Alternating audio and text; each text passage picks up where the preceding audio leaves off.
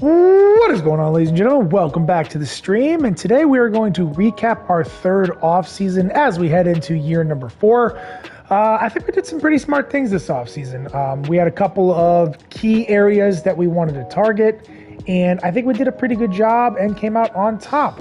But before I recap some of the player moves, let us get to some of our staff moves. So our manager's contract was expired, and to be honest with you, he was an F attribute grade and was terrible, but I was keeping him around because it didn't really make sense to leave him behind. But even with us making the playoffs last year with him, I felt like it was time for some new ideas, and I decided to go with Tommy Battle as our new manager for this team. You see some of the grades there. I specifically wanted to focus on contact and like Ks per 9. There was a couple areas I wanted to try to find, and Tommy had kind of the best balance of that. So that's why we wanted to go with him specifically. We also needed to hire a new farm director as well, and we went for Stevie Banks. Wanted to make some developmental points to focus on contact, plate vision, and strikeouts per 9 specifically. I'm planning on kind of trying to fill up the roster with a lot of high power guys in the future, so try to offset some of those vision and contacts that those guys are likely to have low, so Banks can help us kind of develop those guys as well as give us a boost to our pitchers as well. Probably the biggest thing I wanted to focus on this offseason was going for a more stable starting catcher. Luis Campusano hasn't really been terrible for us. His numbers last year are decent, but his on-base percentage specifically leaves some to be desired. You see his OPS is below 700. He's been putting up decent WARs for us the last 2 years, but a lot of that is stemming from defensive production and being in a prime defensive position like catcher. His defensive numbers aren't outstanding, and you see his batting runs is actually below 0. He's negative, so he's not providing anything of like outstanding value to us. And for me, I like to focus on the catcher position can you give me something of high value? Can you be high discipline? Can you be a high power? Or can you give me high end defense? If I can get at least one of those from a catcher, I'm pretty satisfied. And unfortunately, I don't think Campusano's really been giving that to us. So he's going to be our backup catcher. And we decided to go after Jonah Heim, the big time defensive catcher with a little bit of bat to boot out of Texas. We did have to outcompete Texas to win him in the free agent market. We gave him a 4-year, $46 million contract for $11.5 million per year. That was actually quite above his market value. So the way that I saw this is usually I just give guys what they're asking for, and if they accept, they accept. If they don't, they don't. And sometimes it leads you to be actually outcompeted in the market. But in this specific situation, I had a ton of money left over, and I don't really have any high contract guys yet. So it made sense that I would want to throw a bag at Jonah Heim. So I saw this as comparable to somebody like Sean Murphy of the Atlanta Braves. And you look at him, he's getting about 12.2 per year, and that contract was signed a couple years ago. So I think 11.5 for an 84 overall, 85 overall catcher in Jonah Heim is not a bad value. Now, again, I wish he would hit a little bit better. His 26 and 24 seasons weren't great, but his 25 year, if we can get that year, I think he had 6.5 batting runs, so pretty good there. Obviously providing great defense, so his WAR is going to be outstanding. I think Heim profiles pretty well in our lineup as well because we have a lot of lefties or guys who don't hit lefties very well, so that 84 contact versus left is a nice boost for us in our lineup as well, and he provides just outstanding defense. So this was a really great signing for us, in my opinion. Another thing I wanted to focus on this offseason is I didn't want to be content with some of the younger guys trying to carry our rotation, guys like Snelling and Thorpe, even though Thorpe has a little bit of service time now. I wanted a veteran high-end pitcher that can sit like maybe in the 2 role for us. So I went out and I got Kevin Gossman. To be honest with you, he was not my first target. My first target was Taijuan Walker, who was roughly the same overall, and has actually had some pretty good numbers in this franchise. But I was being outbid for him. So I was trying to offer Walker a 1-year contract. Other teams were trying to offer him 3-year contracts.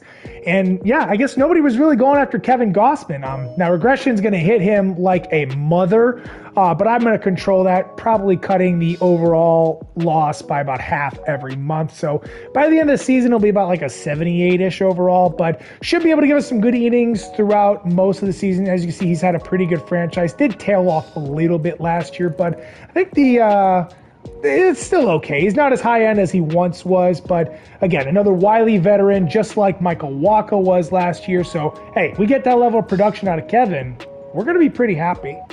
Finally, our biggest offseason acquisition, probably right up there in terms of need, was somebody to shore up the back end of our bullpen. And we went out and got the flamethrower, Brian Abreu. Stole him from the Houston Astros on the first day of free agency with a 5-year, $90.5 million contract for $18.1 million per year. This is exactly what he was asking for, and I just threw it at him, and he said, yes, I want you right away. You check out his numbers to date in this franchise, very good, especially the last 2 years. The FIPS have been just outstanding. Great walk rate, great strikeout rate, just everything across the board. This guy will be a huge asset at the back end of our bullpen and give us really a high-end asset for those high leverage, big-time moments that we're hoping to play in October. Now, while we did not make any trades during the off-season portion, we did make some end-of-spring training trades, and one of those was to send Luis Ortiz to the Washington Nationals. I really didn't want to trade him. I liked what he did for us last year, thought he could still be a nice swingman for us, but when it came down to it, I had a couple of guys sitting in my bullpen that I'll show you in a minute that were all out of options, and I just... I wanted those guys over Luis Ortiz specifically. So I decided to trade him to the Nationals, who converted him to a relief pitcher. Even though he could have been used as a starter, feels like he's a better fit long-term as a relief pitcher. So I think this is a pretty good get for the Nationals. In this trade, I also sent over Dernique Valdez, who we acquired for the Cubs. Was it during our second trade deadline, I believe? Yes, it was. That was part of the Dylan Floro trade. Hadn't done a ton for us in Double-A, but still a nice younger piece for the Nationals at their shortstop position. And in return, I got 2 guys that could help kind of shore up our farm system and give us a little bit of a boost there. So I went out and I got Giovanni Rodriguez. Not quite sure why he's been on an MLB roster to this point, but he's had 47 days of service time. Also noticed after I traded it for him that his block is 8. Not quite sure why that is. Might have to play with that a little bit and adjust some of the other defensive metrics, but overall, nice to get this kid. I don't really have any high upside catchers at the moment in my system, so I needed somebody young to kind of help me there. He has like 78 potential.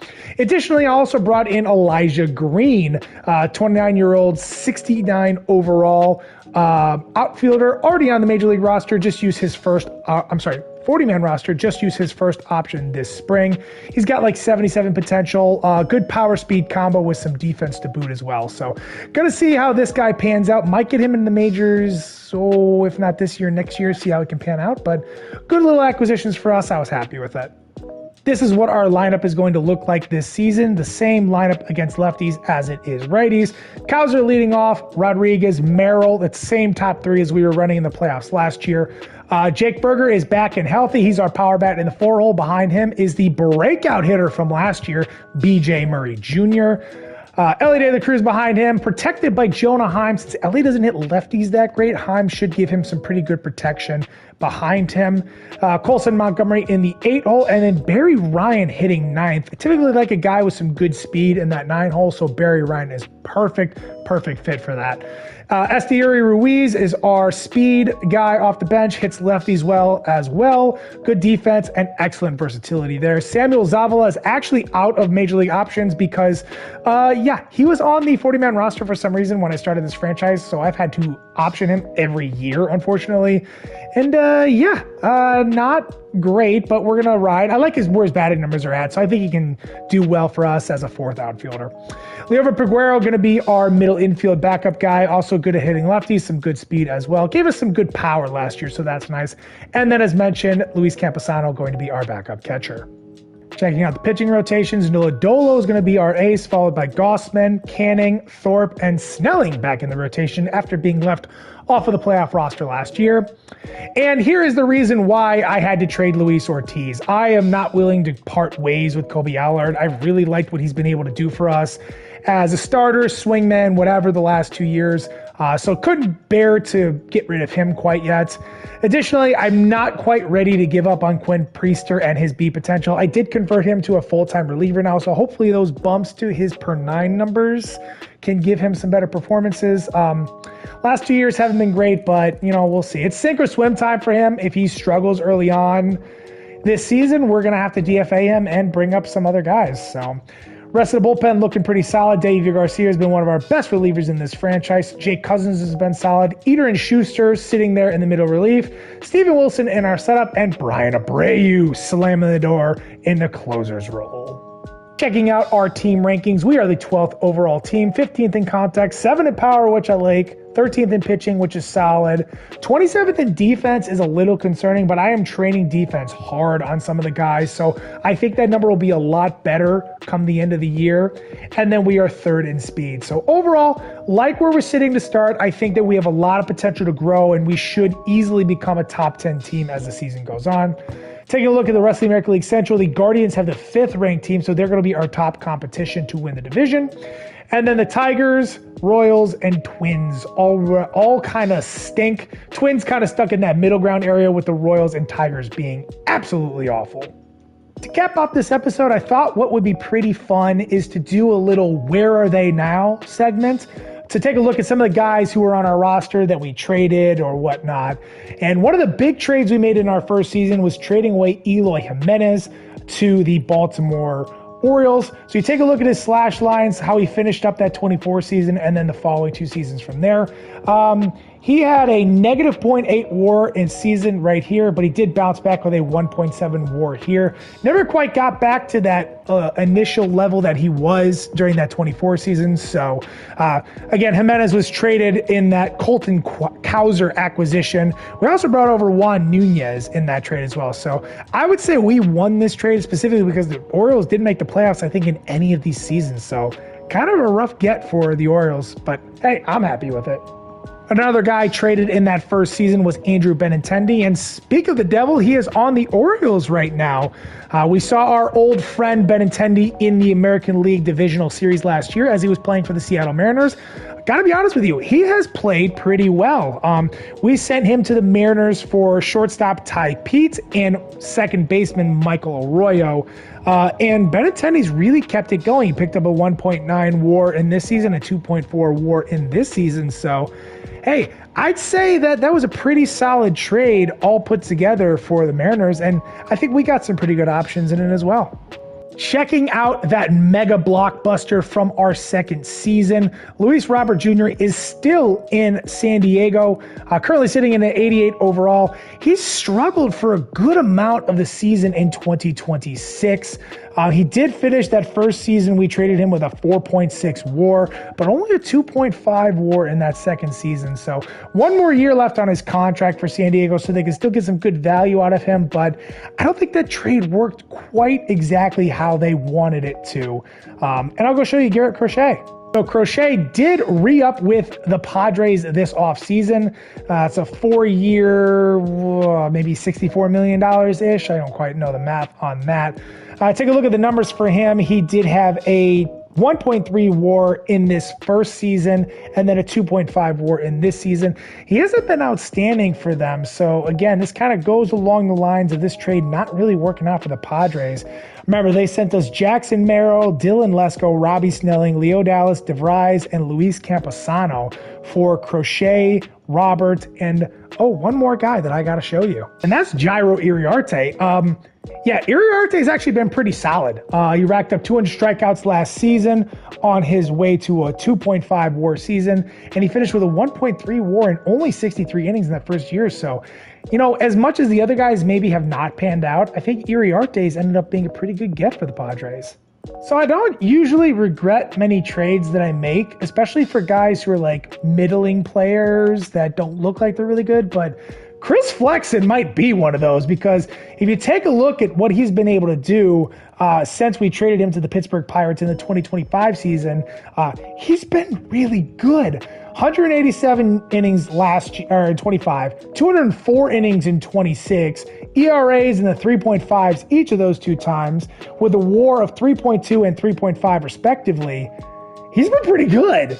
And we got Quinn Priester in this trade, and man, I was really hoping Quinn Priester would be a little bit better, especially considering how good Flexen's been. And we sent Randall Grichuk in this trade as well. Whew. Yeah, that one kind of backfired on us a little bit. Checking in on Touki Toussaint, who we sent to the New York Mets in combination with Sammy Peralta and Gavin Sheets for Jake Berger. Toussaint's been able to eat some innings for them. His 2025 season wasn't outstanding. He did only finish with a .4 WAR, but he backed it up with a really good 26, finishing with a 2 WAR. So I think Toussaint was a pretty decent get for them. And the other guys, well, let's check them out. Yeah, Sammy Peralta's also actually been a pretty good get for them as well. You see ERAs below 4 each of the last 2 seasons. Peralta with a .2 and a .6 WAR. Not bad for a reliever. Probably an underpay for what Jake Berger was and been able to get. But hey, I don't think the Mets are too upset, because some of the guys that Berger was blocking have actually started to flourish as well. So not overall a terrible trade, but maybe still a win for us. As I mentioned, part of that Berger trade was Gavin Sheets. I don't really know what the Mets were thinking. They DFA'd him in the offseason after this 2025 year. I don't know. I feel like they could have used him. He went on to play for Toronto last year and absolutely crushed the ball, finishing with a 1.1 WAR in this season. But then they DFA'd him, and he ended up off the 40-man roster. He's now sitting in AAA. So I don't really know what they're doing to Sheets. I know one guy in the Discord who follows this series is going to be a little bit upset how they doing this boy dirty. We didn't have a use for him, but I think there's use for him in some of these other teams. I just don't know what they're thinking exactly.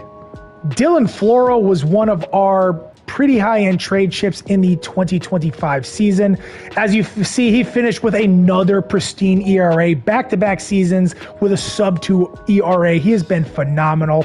36 saves for the Cubs last year. So this is a pretty good get for the Cubs, as he finished out 25 really well and then was able to come back and give them some value in 26. And it looks like might be able to give them some value in 27 as well. On the flip side, I can't be too disappointed as well, because we acquired BJ Murray Jr. in this trade, who has ended up becoming a really, really good DH for us. So that was a good get. We also got Dernique Valdez, who we just traded this offseason, as well as Pablo Aliendo, who gave us some good performances in a bench role. Really kind of solidified that last year, but pretty good trade on both sides, I think. Nick Destrini was a guy we traded after our first offseason to the Pittsburgh Pirates in return for Liover Peguero. And yeah, he has not been good in his career. He is running out of minor league options, sitting there at that 79 overall. The Pirates are still hoping to get something out of him, but honestly, I think this trade was kind of a wash, because Peguero hasn't been outstanding for us either. So both teams try to even out their roster and try to get something of value, and it doesn't really work out for anybody. Now, Yoan Moncada, this is a very interesting story. So if you remember, in our second offseason, was it? I'm trying to remember, our first offseason, we made a flurry of moves to acquire Trevor Rogers, who was then flipped for Geraldo Perdomo. He went on to play for Miami and actually had a bounce back year. The power numbers still weren't there, but everything else was right as it should be. And then he signed with the Dodgers and went and had himself a phenomenal year. These 2 years, he finished with a 1.4 and a 3 WAR respectively. And he re-upped with the Dodgers for a $16.2 million for 3-year contract. So really nice get for the Dodgers. And yeah, he's kind of revitalized his career. I'm pretty proud of him. Additionally, in that Moncada trade, we sent over one of our top prospects entering this franchise, Brian Ramos. As you can see, he really has struggled to find his footing. He did have a very hot start in the 2025 season, finishing with a .9 WAR and only 94 at-bats, but he finished with a negative .2 WAR in 154 games last year. So currently sitting out of options, down in AAA. Might see him again in the majors at some point this season, but he's certainly running out of time. As we just mentioned him, it's probably a good time to talk about Geraldo Perdomo now. After acquiring Elly De La Cruz last year, we didn't really have a use for Perdomo, so we moved him to the Oakland Athletics in return for Esteury Ruiz and Roansy Contreras. Contreras helped us acquire Elly De La Cruz. But Perdomo actually ended up with a pretty solid season. Can't hate on the average in OBP. The slugging could be a little bit better, but it's not terrible, especially for a guy who's giving you some really good defense. Was able to rack up a 2.5 WAR last season, so I think the A's are pretty happy that they're able to acquire him, especially considering the fact that Esteury Ruiz was a negative WAR player, 2 out of 3 seasons so far in this franchise. Speaking of Roansy Contreras and the Elly De La Cruz, a blockbuster from last season, taking a look at him, he has just continued to be a stud in the bullpen. Last year finishing with a 1.1 WAR, which is pretty solid for a reliever, especially a non-closer. So a really nice get for the Cincinnati Reds. Checking out more of that trade, Edgar Caro was one of the big gets in that deal, and man, if I had known he was going to give us this level of production last year, I may have been a little bit more hesitant to send him over. But in the end, I'm pretty happy to have Elly De La Cruz. But, oh boy, this looks like another good get for the Reds. So I think the Reds are coming out on top in this trade, or at least very high in this trade. As you can see, Leo Dallas DeVries sitting there in Double-A, almost ready for the majors with that 70 overall. He's going to be knocking on the door pretty soon. Although the Reds do have Roderick Arias, who's one of the top 10 prospects in all of baseball. So it'll be interesting to see how he shakes out in their system. Spencer Jones was also sent to Cincinnati in this deal. You see, he is up to a 77 overall. Last year wasn't outstanding. He did only finish with a .4 WAR season, but I think he's got some developing left to do. Remember, he does have 86 potential. So even at 25, I think he's going to be able to provide some pretty good value for the Reds. The final piece of that deal in that mega blockbuster with the Cincinnati Reds was Rainer Arias. You see, he's still sitting at that 72 overall that we traded him at. Running out of options right now. He just used his last option year. Only 21 years old, has hella potential to be a good player, but this is going to be another tight needle for the Reds to thread. I don't know, man. It's going to be tough. Only sitting there at that 72 overall. Oh boy, I don't know how I'd play this one. And that's all I got for you guys as I'm going to scroll here through our top prospects real quick. I like what we were able to do this offseason. I like the standing of this squad at this current time. I'm pretty excited for this year. I think that we can make a deep run into the playoffs. I'm ready to make some big moves at the deadline if need be. Although I will be honest, our prospects are running a little bit thin with high-end talent, so it might be a little hard. But I will see you guys in the next episode. I think I'm going to want to run this Robbie Snelling start against the Yankees. One of the big acquisitions in this franchise to date, part of that massive blockbuster trade with the San Diego Padres, but we haven't gotten to see him yet. So I will see you guys on March 30th for Robbie Snelling versus Chris Flexen of all people. So in the meantime, tweet time, I hope you all have a wonderful rest of your day, and I'm gone. Deuces.